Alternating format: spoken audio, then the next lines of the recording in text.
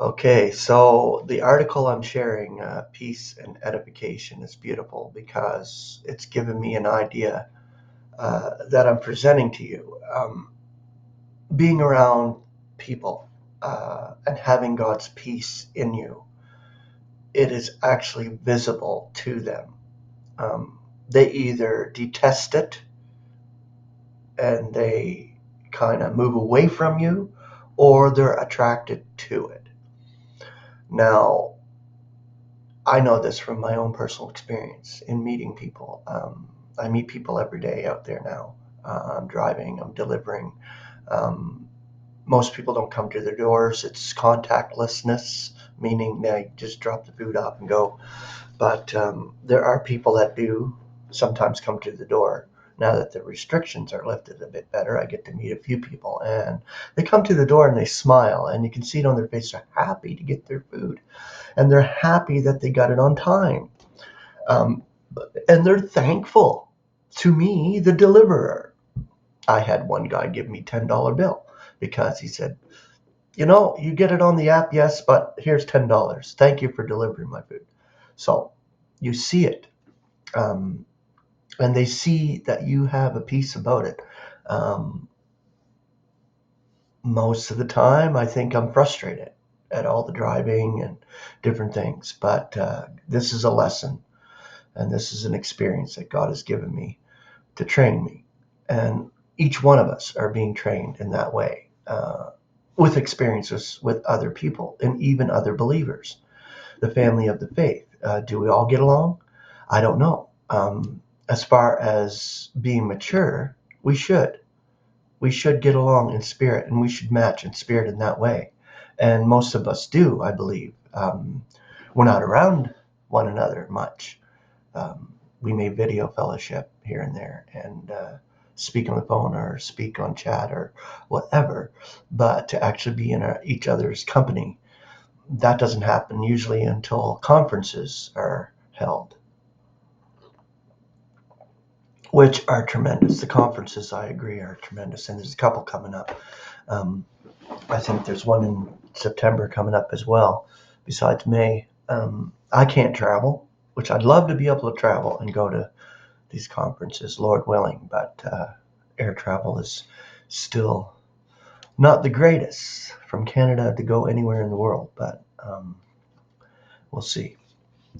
But yeah, what I was talking about, the peace of God that he gives you, his peace that's in us already, the conciliation. This is what we are to be illuminating around us. And we're being trained to do it. God is training us. God is the one training us and giving us that peace to give out. Okay, so I'm going to continue with this article. Our brother Wes Fahlenkamp, he did a great video last night, and I'm featuring it today. Why God gives you crap in life. It's an excellent video, so go watch it. It's the featured one for today. All right, so let's continue on here. Peace arising from conciliation. Again, we may not see any positive effects on others, but that too is besides the point. Yeah, so you may not see any effects around you that people, are at peace with themselves or the world around them. But when you do see it, it's nice. When they actually come up to you and speak with you and smile at you and things like that, you can see that they see that there's peace in you. And that's a good thing. That's a really good thing.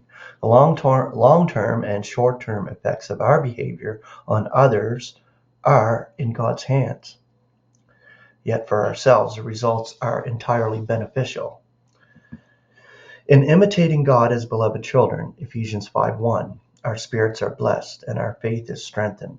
Okay, here's the passage again. Not on account of food demolish the work of God. All indeed is clean, but it is evil to the man who, with stumbling, is eating. It is ideal not to be eating meat, nor yet to be drinking wine, nor yet to be doing aught by which your brother is stumbling, or being snared or weakened. Romans 14:20 and 21. These are safe tests to apply to all our intercourse with our fellow saints. Will it provoke strife?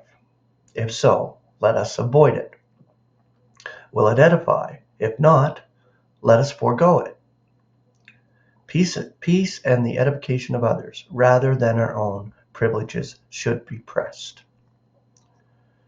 Concordant commentary, page 244.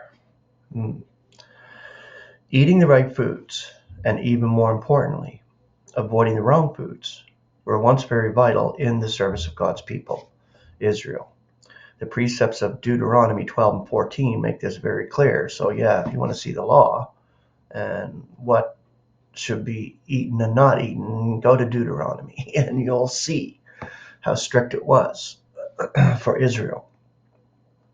And even today, many reason that if this was once required, then it still is required. Well, that's Christendom. They want them laws, but they don't even follow one of them. They break the whole commandment by one, and that's it. They see only dimly the changes that have come about because of the cross of Christ and the evangel of grace that was given to Paul. And so Paul had to say very plainly, now food will not give us a standing with God. 1 Corinthians 8:8. Nothing is contaminating in itself, for the kingdom of God is not food and drink. Romans 14:14 and 17. The situation is very different today from what it was before Paul was called. God's people pleased him by obeying his instructions, including those concerned with food.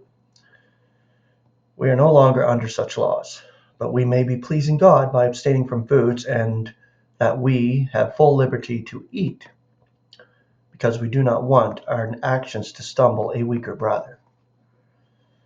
It is not the law of Moses that dictates to us about abstaining from foods. Rather, it is the grace that is in Christ Jesus that guides us, in some cases, to abstain from foods because it will be better for others. In other cases, to eat whatever is set before us because that will be most edifying. Okay. Thus, Romans 14:19 through 21 will need to be applied to many situations. It is a most helpful and practical passage of Scripture. It is so easy to get bogged down in fightings about such things as baptisms and ecclesiastical government. We become quickly stirred up about the errors of the immature, both in doctrine and deportment, that we forget about God's gracious and patient dealings with us. If we are not dealing graciously with the immature brother, how is he to learn much about grace? Our task is to continue straightforward in proclaiming and living in the evangel. The message of grace and peace will never bring harm to anyone. It cannot stumble or snare a weaken a